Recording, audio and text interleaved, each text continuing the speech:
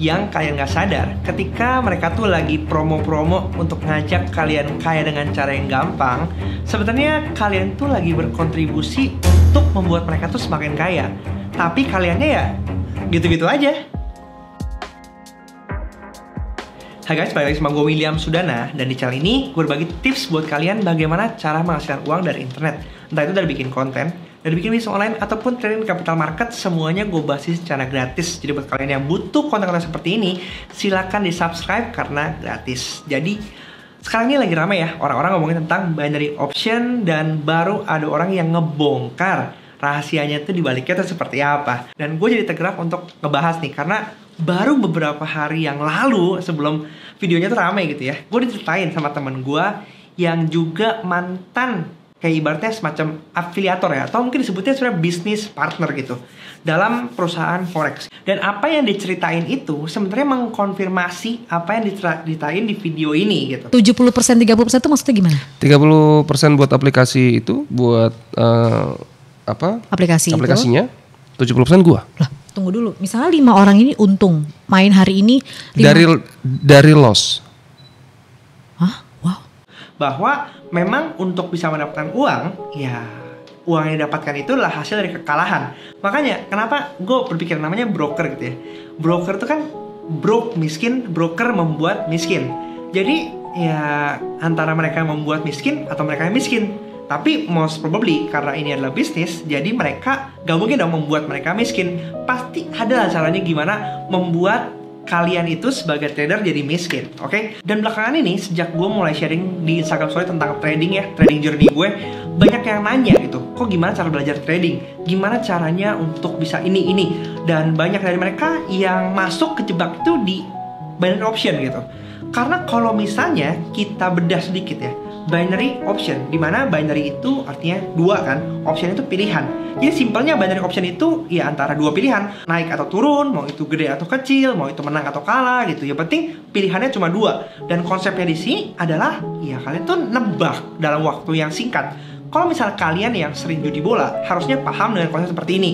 Karena gue nggak pernah judi bola, jadi gue kurang paham ya. Tapi kalau misalnya diceritain, gue sempat research juga, ya simple.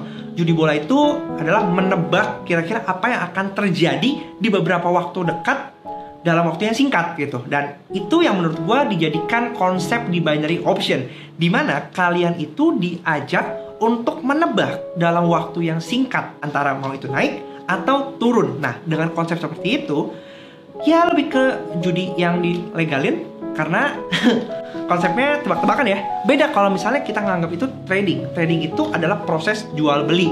Misal, kalau kita saham, kita membeli kepemilikan terhadap suatu perusahaan. Ada ya, saham tuh ada buktinya gitu. Cryptocurrency, kalian pegang token ya. NFT, kalian pegang bentuk NFT-nya seperti apa secara digital di blockchain. Kemudian kalau misalnya kalian trading forex gitu ya, itu kan bentuknya CFD juga ya. Jadi kita memperjualbelikan nilai kontraknya. Walaupun kita nggak megang barangnya, tapi yang kita perjualbelikan adalah pergerakan forex mata uang asing di seluruh dunia.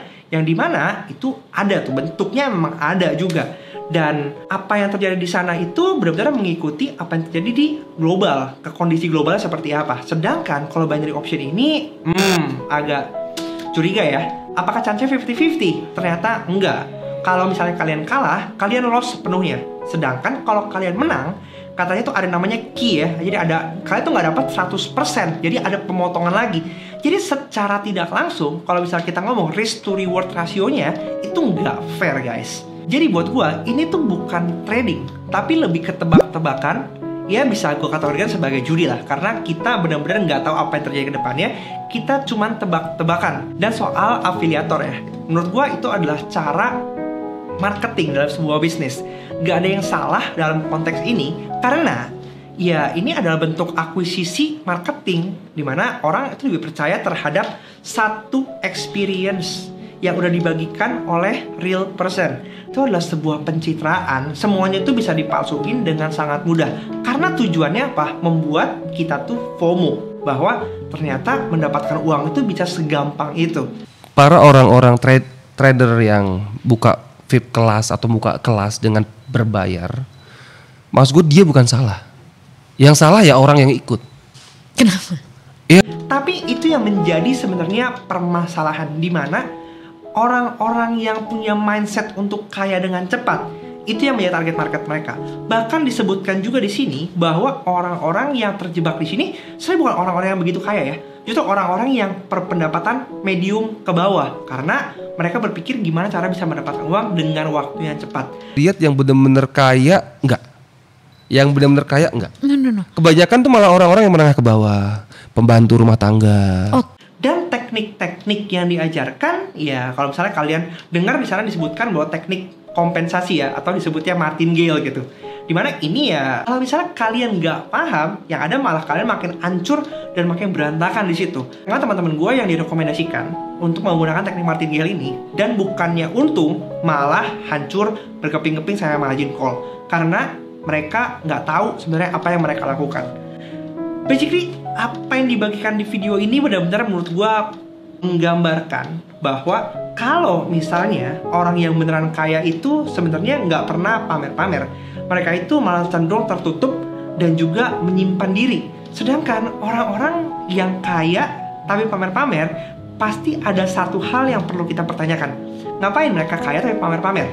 Karena semakin kaya berarti ada potensi untuk diciduk sama pajak kan. Dan banyak orang yang nggak mau untuk ketahuan kalau mereka kaya, supaya nggak dihantuin sama orang pajak. Mohon maaf orang pajak ya, tapi kenyataannya seperti itu kan. Jadi temen gue tuh cerita sebenarnya kalau misalnya dulu dia diajak untuk jadi business partner nih di sebuah broker gitu, dimana sistemnya seperti persis banget yang diceritakan di video yang Ical itu, bahwa sistem komisi 70-30. Nah, kalau misalnya dia berhasil mengajak orang untuk trading ya kan di broker tersebut, kemudian orang itu menang, itu adalah suatu kerugian buat perusahaan. Karena otomatis mereka tuh harus mengeluarkan uang kan untuk menutupi ke profitability dari trader tersebut. Tapi mereka tuh akan untung kalau trader itu kalah. Jadi business partner atau yang kita sebut afiliator itu memang kayanya itu ya dari hasil kekalahan orang lain.